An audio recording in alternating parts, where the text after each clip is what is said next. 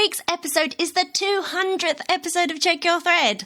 To mark this podcasting milestone, I had the honour of being quizzed by previous guest interviewer, Kat Camfield. This week's and next week's episodes are basically a full-on behind-the-scenes chat about how this podcast gets made and what it's taught me.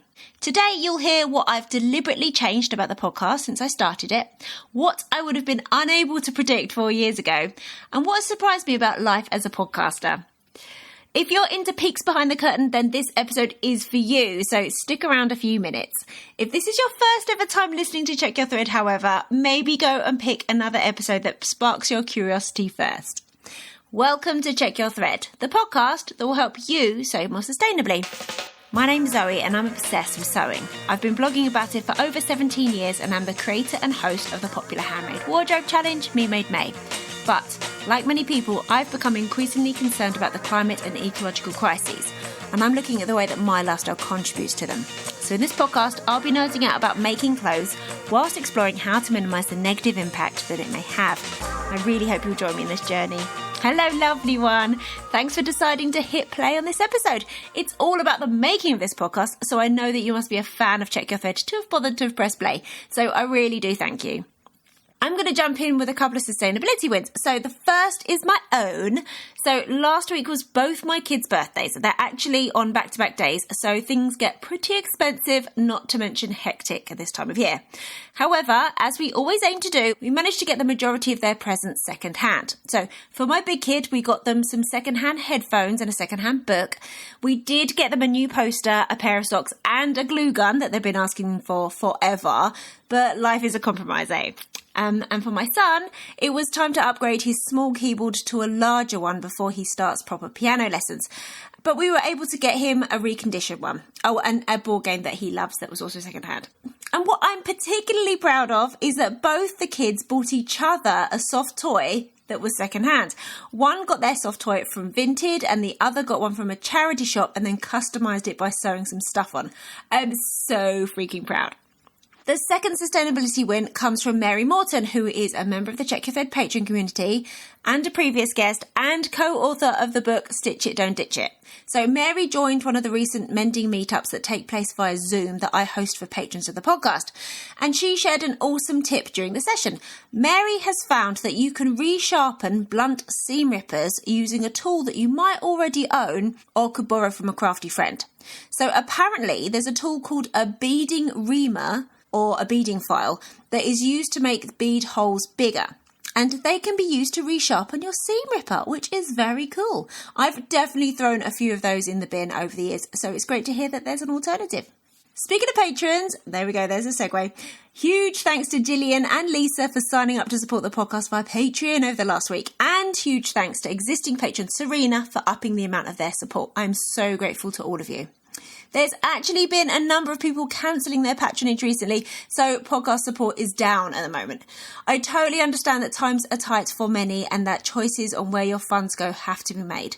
So for everyone that has supported the podcast previously but has had to cancel, I really want to thank you for the help that you have been able to give. So if you've been meaning to sign up to support the making of Check Your Thread but haven't got round to it, please know that there's a link in the show notes that will take you right there.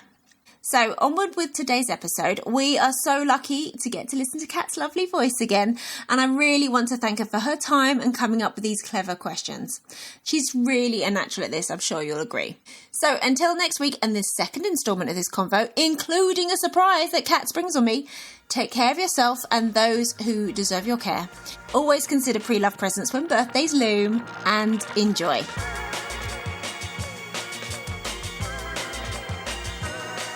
This is so fun. Thank you for doing this. I'm happy to be here. This is great. Getting the chance to interview my favorite podcasters. It's pretty awesome. Yes, it's really fun to have the tables turned, actually. I haven't had anyone ask me any questions for a couple of years, I think. So really? Yeah. No podcasters have been asking you questions about your podcast and making it? And no, I don't think so. Not for a while. No. Wasted resource. Thank you. But well, thank you for doing this for the 200th episode. It's a big milestone. Yay, it's huge. Congratulations. Thank you. Okay, I'm going to just leave it to you. Yay. I'm in the driver's seat. That's scary. I don't actually have a driver's license, so hopefully I won't cause a crash. Metaphorically speaking. Yeah. Okay. So Zoe, this might be an obvious question, but probably your listeners do want to know, why did you decide to make this podcast? Do you know what? It was so long ago. I don't know. I hope it wasn't a mistake. No, it's not a mistake. But I honestly, like, so much has happened in terms of life in general, but also in the making of the podcast and how I feel about it and everything so much has changed that I can't really remember, because it's like casting my mind back 6 years, because the podcast has been going for 4 years, but I was thinking about it for 2 years before. So this is like pre-lockdown, pre-COVID. My kids were tiny. But I do know about myself that I'm very gut-led. So when an idea comes and I can't shake it off, I don't do a lot of hand-wringing about whether or, I don't do a lot of kind of flip-flopping and back and forthing and like wondering if I should. I just like, right, if that's what I've decided to do, it's going to happen. So an idea must have manifested and I was like, that sounds a good idea, let's go. But I'm glad that I did have that 2 years between the initial idea of doing a podcast and then it starting to really develop the idea and come up with like the right niche and the right angle, something that really felt right. But I do remember as well that I kind of thought of podcasting as an extension of blogging, because I've been blogging for forever. And I really like the way that blogging and now podcasting allows you to have more space around a topic. You can really explore things at a deeper level than an Instagram post, for example, will permit. So I think I missed that the space and the curiosity you could have in a blog post, because blogging was kind of on the wane by then, so it didn't feel like quite the relevant media. And I'd also been listening to loads of podcasts at that point as well. Like my main kind of source of income at the time was teaching sewing classes, so I was living on the south coast but often working in London, so that's a commute of a couple of hours each way at least. So there's quite a lot of podcast listening time. So I was really packing in the podcast, and it just became a big part of my life. As well, when my kids were tiny as well, it was really nice to have, like an access to kind of a wider world when my world was feeling quite small, like multiple trips to the park or the supermarket was kind of what my day consisted of. But now and again when people were napping and things, listening to a podcast allowed me to kind of connect with a wider world, not just the sewing world or creative world, but all aspects, so, and things that I enjoyed. And I love that with podcasting, almost any topic you can think of, there's a podcast for, or just something more general, something more chatty or something funny, whatever you're in the mood for, whatever floats your boat, there's something to listen to and explore through podcasting. So it just became a big part of my life. And so I guess it wasn't a massive leap between listening to them wanting to make one. Yeah, and podcasts are so amazing. Like, it's surprising to me that this medium has exploded in the last few years, because in a way, I don't know, in a way it's sort of like technologically going backwards in a way. Like, okay, we had radio and then television, and then we could record television, and then we had like YouTube and stuff. But it's like we're gone back to an audio only format, which I find really interesting. But I think it's because podcasts are something that you can engage in whilst doing other things. I think it's that simple. YouTube has its place, visual stuff has its place. Scrolling on your phone has its place, but podcasting can come with you through the other arenas of your life. It can join you on your commute, it can join you on the school run, it can join you at the gym, it can join you on your dog walk, in the car, whatever, road trips, on holiday. You can partake in it whilst doing something else. And I don't think, apart from audiobooks, I don't think there's anything else that really can fit that kind of part of your life. Yeah. And I mean, audiobooks are great. I love audiobooks too, but it's a particular kind of listening. Like, it's not as dynamic, because it's also amazing. And I think Check Your Thread is evidence of that. It's amazing how podcasts are sort of more interactive. Like, you can listen to the host interview people, so that's interesting. But then there's also, like, if you happen to have a an Instagram that goes with that, then people get to comment on it. And so there's that sort of engagement in a different way that we didn't have with TV shows and things like that. It's real people, largely, Yeah. unless you're listening to, one of the kind of fiction podcasts. But yeah, it's real people exploring real topics. Yeah, and empowering, like in a way that radio in the past, we were more like passive listeners. Absolutely. We didn't really get to have input or produce something ourselves. Like how the heck would we get a radio show on the Yeah. air, So yeah, it's pretty cool. What's also awesome about podcasting is you can choose what you want to listen to when you want to listen to it. It's always there, and you can send people back to previous episodes, or you can recommend something from a year ago that you're the person you've just met you think would love. You're in control of it. Like I often open up my podcast app and I'm like, right, okay, I'm doing the washing up. Right, well, that's 20 minutes. What episodes in my feed are 20 minutes? I mean, some people like long, meaty episodes and they'll just listen to them in installments throughout their day. But I tend to quite like to complete something in the time that I've got, So if it's an hour, I've got an hour. So yeah, that's personally how I like. But I like that control, I guess, as a listener. That flexibility. Yeah, it's fantastic because you can just, suit the podcast to your mood and then what you're up to. What about you? When you're opening up your podcast app, how do you choose what you're going to listen to? Well, I guess I'm a little bit less like you in that I don't I kind of do check the length, but usually it's by excitement around the podcast. So if there's a Check Your Thread episode, I'm like, yes, that's top of my queue. And then there's a couple of other podcasts like Dear Hank and John, which is a funny American podcast, and a couple of others that they end up at the top of my queue. And then, if I'm sewing and I've got a longer period of time, it's like, what's the longer episode I have been sitting on for a while? Yes. And then I'll go and find it. But I don't mind chopping them up so much. It's usually like, oh, I'm just so excited about that podcast. I need to listen to it now. Yeah, same. Actually, yeah, I do have like a handful of ones. So yeah, it doesn't really matter what the length is. Like, I'm in. Yeah, exactly. It's going to be good. It's going to bring you either some new ideas or a laugh or whatever. Yeah. So how has the podcast changed over time? If you remember your early episodes versus now. I mean, in some ways, I'd say that the format itself hasn't changed too much. Like I always did some kind of conversation. I don't like to call them interviews as such, because I like to think of them more as a guided conversation, I guess, or structured conversation. Because I do prep and I do create, questions that I'd like to get the answers of. But if somebody says an answer that like I wasn't expecting, then I'm obviously not going to not explore that, go down that road. So, so I've always had those episodes. I've always had solo episodes where I've kind of explored a topic on my own. I've played with other ideas a little bit with the community episodes, which I really loved, which I didn't predict doing at the beginning because I didn't have a community.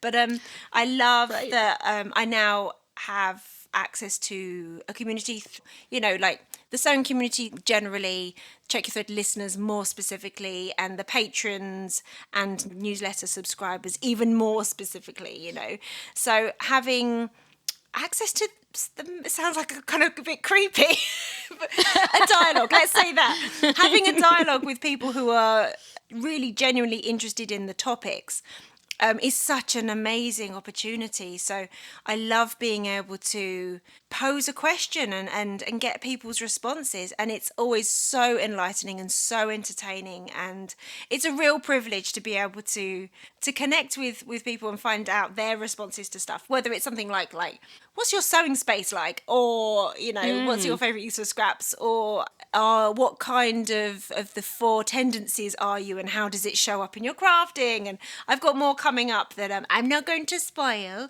but I'm really excited about some of the community ones that are coming up. So what I tend to do is if I have an idea of an episode that I'd like to have people's input and responses, I'll put it out in the Check Your Thread community first, because they're like obviously the most engaged people because they took the time to kind of sign up. And then if I don't get quite as many responses as I was hoping to make a good solid episode, then I might throw it out a bit more broadly, so to the newsletter, to Instagram followers. So that's something that I couldn't predict at the beginning. I knew that I wanted to try and support the podcast via a platform like Patreon rather than ads. So it's been amazing that that's borne fruit and that's been able to happen. So that's a real privilege. How else has it changed? So I do spend quite a lot of time listening to podcasts about making podcasts. Oh, yeah. Very meta. I know, but it's been invaluable. Or there's also YouTube videos and stuff. You know, I've learned a lot in recent years about making podcasts in a way that's going to hopefully be more enjoyable and engaging for listeners, and hopefully also attract and retain listeners more easily. So I've tried to apply various things that I've learned. Whether or not you'd notice from the outside as such, like things like, for example, my intro used to be right at the very, very beginning. So the bit where I say, welcome to Check Your Thread, my name's Zoe, blah, blah. That bit used to be at the very beginning. But now I introduce the topic first, and I try to engage people quite quickly with why it might be interesting to them, like why they've made the right choice of clicking play. This is all a bit like behind the scenes. This is. Ooh, you're revealing your secret, Zoe. Behind the curtain. Yeah, so that's something that I very consciously have done through listening to podcasts about podcast making, where they've made that suggestion. So I think the suggestion is like within 90 seconds, explain what make sure you've kind of hooked people if possible. You've kind of told them what it's going to be about, what they're going to get, why they should stick around. And then you want to say who you are, also say who your guest is, why they are worth, not worth, what kind of value that they're going to bring. Right. So I've tried to do that. My intro used to be like a canned recording one, and now I do it live every time. But I just think that's more engaging. That just sounds a bit friendlier. What else have I done that's different? I've commissioned a new artwork, new logos. Ooh. Yeah, so hopefully that will be... I've been sitting on them for a few months, I must admit. Over the summer, I didn't have time to properly implement them all. But something that I realised through watching various videos about podcasting, my logo... Although I love it, the original Check Your Thread logo, absolutely adore it, it doesn't say either sewing or sustainability. And that's a real wasted opportunity in terms of attracting new listeners. Because when people are scrolling in their podcast app, or they've seen like something where there's loads of podcasts listed, especially on the apps, the avatar, the little... icon is tiny, so you need to take that opportunity to show in every way what it's about so you can grab people's attention. So I've got a new logo and artwork, and also just nice to have a little refresh after 4 years. I still feel energized and excited about the podcast, and I want people to feel that too. So a little bit of a refresh is not a bad thing in my book. So that's exciting. Yeah, so that's another thing that I've learned. And there was one other thing that I was just thinking. Oh, and I've slightly changed the title, not that you'd notice. So it's Check Your Thread, and it's now got the extension of Sewing More Sustainably. Because Check Your Thread in and of itself doesn't say sewing or sustainability, but I love the name. So I didn't want to rename the whole podcast. So I've just made this Sewing More Sustainably an extension of the name. So theoretically, and I think that this is true, it should come up in more searches, either on podcast apps or more generally online. So a few little bits and pieces that I've been able to implement that I've learned from that. But I'm always still researching. I've learned a lot about newsletters and making that better, and doing what I can within the means that I have. It sounds like you put a heck of a lot of effort, time, commitment into the podcast that I think probably your average listener who isn't a podcast maker would have no clue about.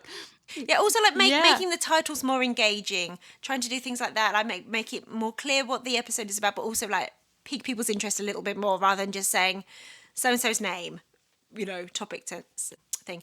And I've also... I don't know if anyone's noticed this, but I've stopped, by and large, unless it's particularly relevant to the topic that we're talking about, stopped asking people's backgrounds about how they got into sewing. Yeah, what's up with that, Zoe? Well, tell me about why. I mean, unless they learnt to sew in prison or something.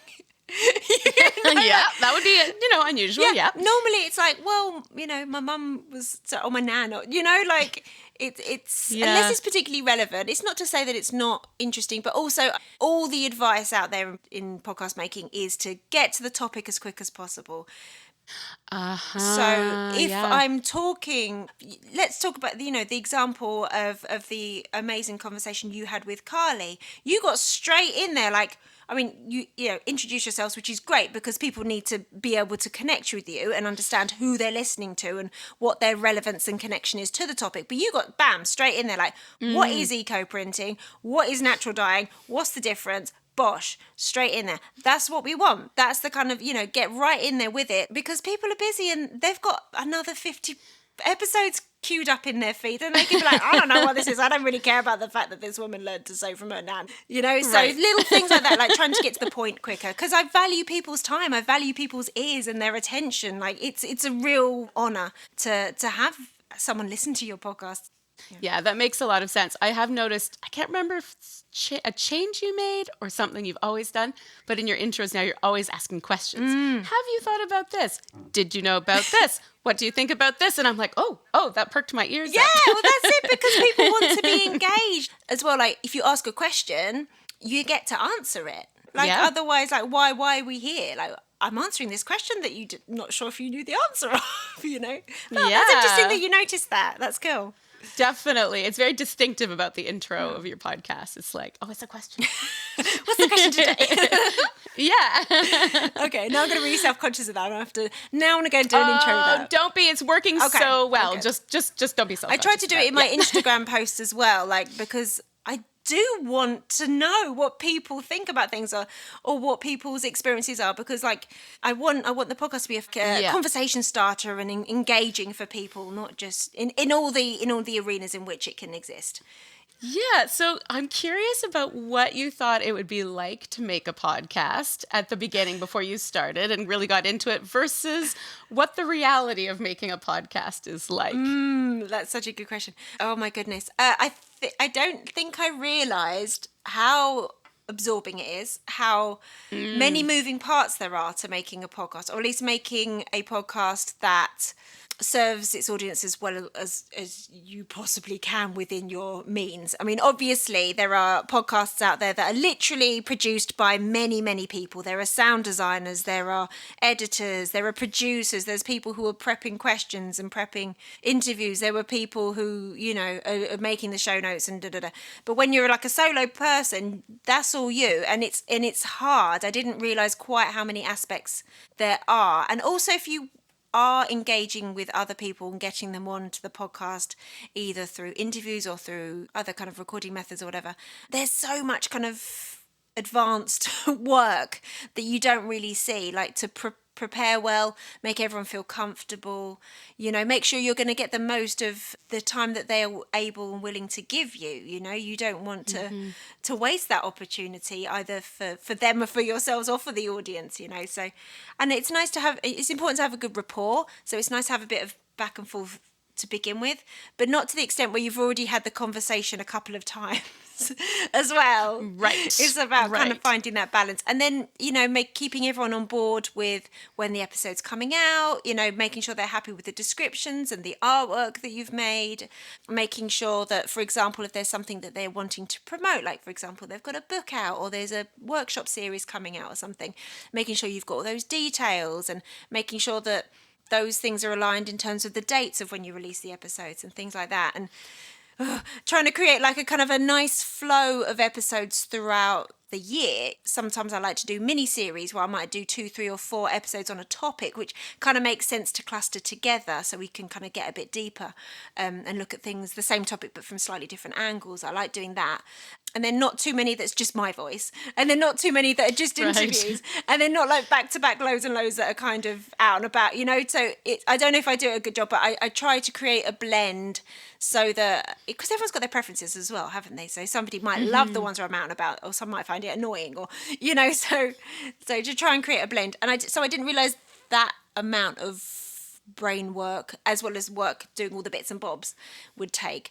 I don't think I realised as well, you don't just I don't, and most people I'd imagine who make podcasts don't, make one episode, it's done, then you start on the next one. You've always got about like 10 ideas at least in the works at the same time. You've got relationships you're building with potential and future guests or previous guests you want to come back on. or you've got, the ideas brewing for some solo episodes or some community episodes or whatever your particular podcast is. So I don't think I realised that I was going to have to be organised.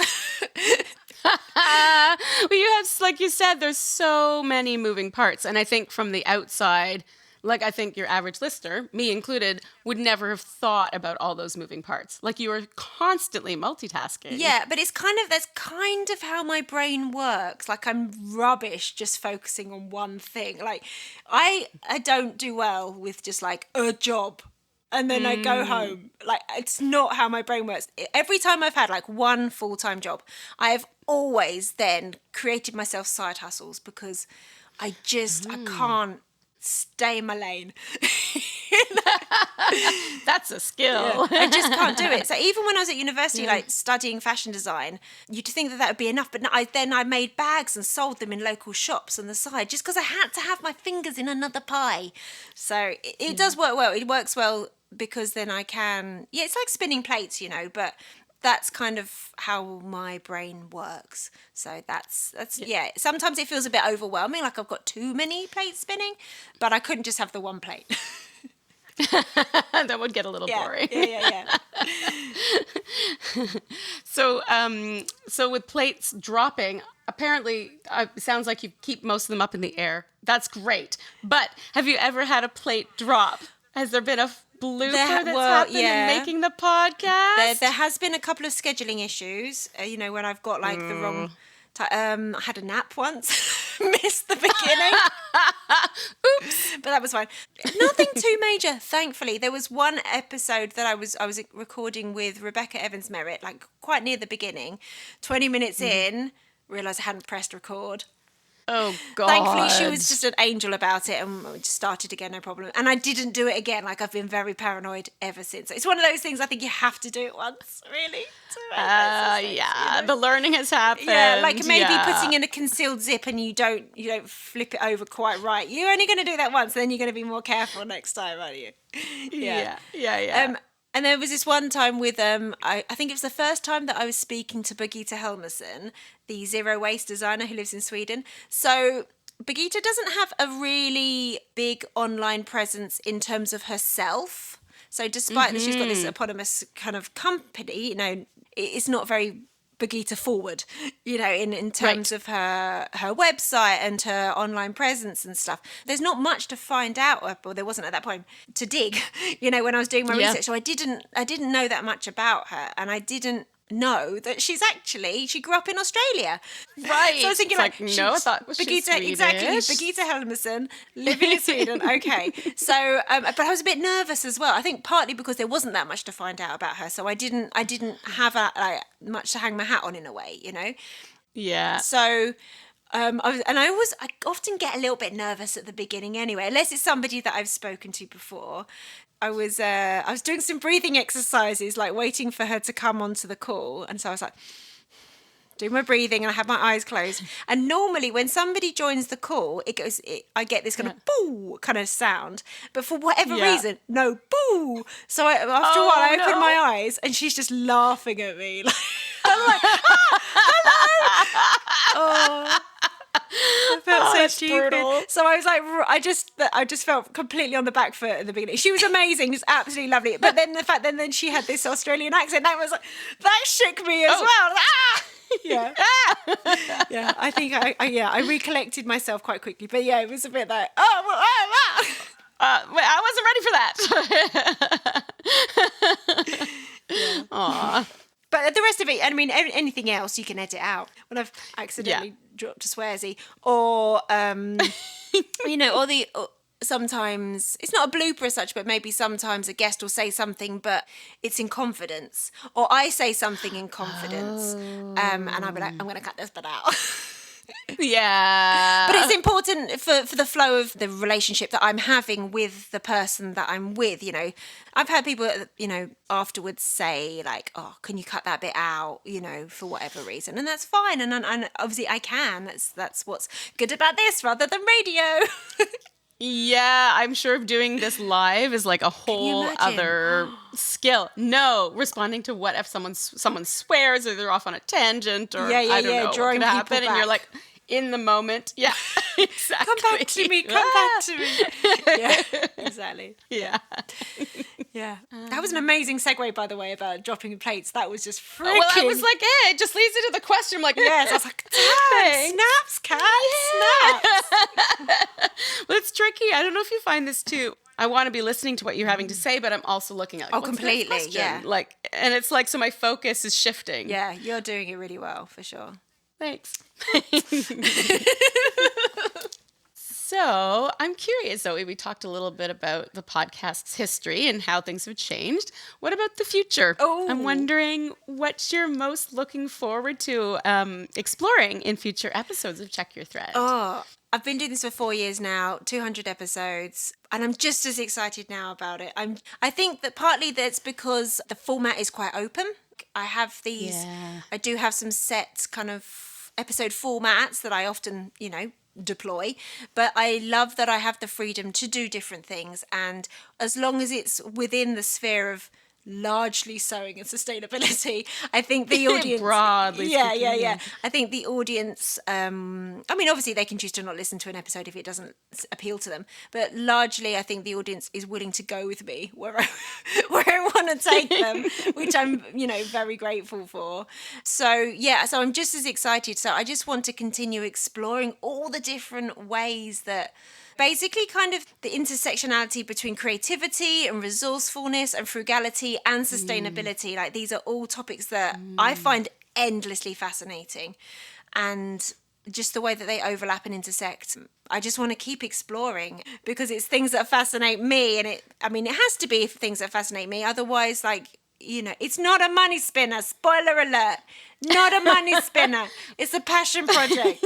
So you have to be into it to keep going. And I think that's often why it's a wild amount of podcasts finish with something like 99% of podcasts don't get beyond like 10 episodes or something like that. I can't remember the actual thing, but it is wild. I think, one, because people don't realise how much work it actually is. Two, I think people choose topics that either they think it's funny or they think it's something that they should do a podcast on, but it's not.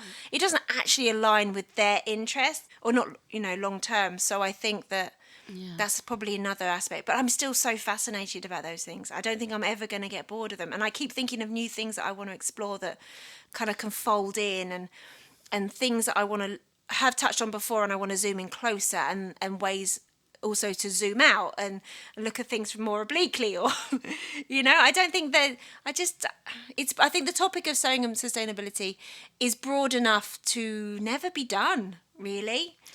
I feel. That's amazing. I guess, it's a living, breathing art. So people are taking their own sewing practices in a million different directions. And so the questions arise and new topics come up. So it is kind of endless, yeah. People are creative. They're always coming up with new, interesting ideas. And I want to pick their brains about those ideas, Yeah.